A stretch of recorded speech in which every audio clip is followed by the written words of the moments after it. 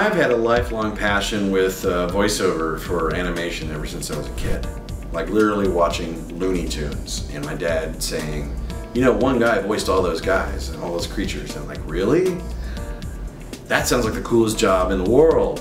So I became pretty enamored with that. Growing up, I got a degree in broadcasting, and that led over to opportunities with Funimation because my radio network took a tour of Funimation back in 2000, and they said, hey, guess what? Open auditions for Dragon Ball Z. I was already a fan of DBZ because it had been airing in the States since the mid-90s, the original Canadian dub with Scott McNeil as Piccolo and Brian Drummond as Vegeta. And I used to go around the house imitating the narrator, and I'm like, what? Fast forward to 2001, I inherit the narrator role. And then I get Teen Gohan, you know, after the Cell Saga, he's going to high school, I take over the voice, and yeah, it's pretty surreal, but I mean, it's been a lifelong dream to get into that. So making dreams come true is almost an indescribable thing. You gotta actually just kind of get on people's radars, like casting directors.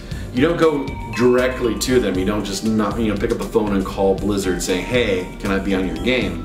I wish it were that simple. I'm sure they don't, but yeah. As an actor, you know, there's networking. Networking is getting your voice demos out to people, and maybe something as simple as someone vouching for you with a casting person who say, hey, are you open to hearing new talent? Because I know this actor who you should have him read for you. Okay. I think that's what happened, is some people may have put in a good word for me. I forget because I've recorded for so many projects that when Blizzard hired a casting director, that casting director was told about me through mutual friends, mutual colleagues who said, hey, we got a guy from Texas, he's really good, you should bring him in and have him try out. So I tried out for Warcraft from home originally, and I don't even remember reading for Algalon the Observer, but that's who I got. What they told me about Algalon in the session and on the audition, the scripts for auditions for voiceover, you see a picture of the character, a description about them, and then lines showing like various states of emotion, you know, happiness, neutral, anger, whatever. What they said about Algalon was specifically, it's like, this is modeled after Lawrence Fishburne as the Silver Surfer. Oh, wow. That performance, not the character, but you know, they said that sort of sound. So I saw the second Fantastic Four movie, and you hear Lawrence Fishburne, and it's like, oh, okay, I get that. I can lock into that. Usually a client will say, okay, we're going to need an English dub for this game, so yeah, we're going to pay this rate. Like, oh, it's a domestic animated project. Well, then it goes up, like, much higher rate.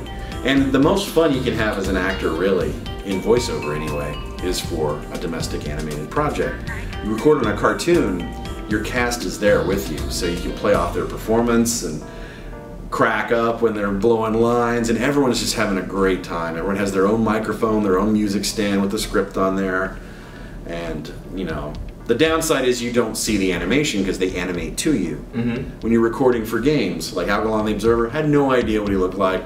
No video was screened for me. I'm just looking at an Excel spreadsheet, basically. It's an interesting sort of vacuum that we're in. We go in, we know nothing about the project we're recording until we're at the studio. The director tells us, okay, this is a game called World of Warcraft. This is your character. This is how he fits into the story. Here's your dialogue. We record. Done in a couple hours. Sign the timesheet, go home, get paid a few weeks later. And that's it. We don't keep the scripts. We sign a non-disclosure agreement, so we can't talk about Fight Club. Right. And you know, usually it just kind of goes into the ether until I start seeing fans getting on Twitter and Facebook going, hey, great job on such and such. Oh, that's out?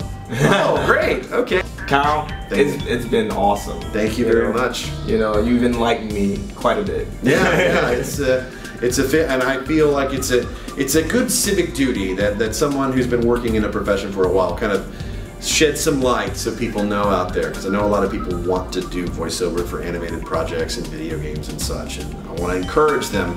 Not everyone's going to become an actor just because you want to be an actor, but it's much better to try and not necessarily succeed than wonder what if.